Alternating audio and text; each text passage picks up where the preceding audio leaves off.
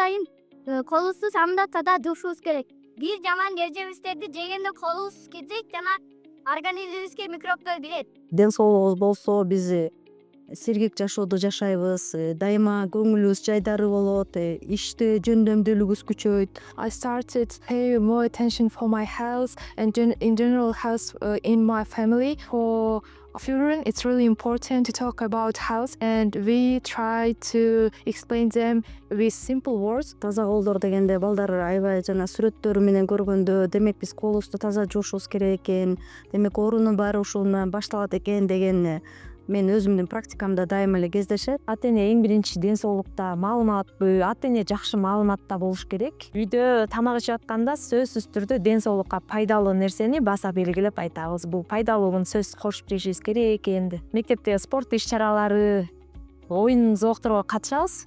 Ошо менен катар ден соолугубузду да чыңдайбыз, маалыматтарды ошол жактан алабыз. Мага негизинен сергек жашоону жана ошондой эле буллингди алдын алуу, ар кандай паразиттер темасын, ошондой эле тамеки, чылым, ар кандай ден соолукка зыяндуу нерселердин алыс болууну жана ошондой эле ал нерсеге жакындап кеткенде кантип арылуунун жолдорун үйрөнө алдым десем болот. Дени сак баланын билимдүүлүгү жогору болот.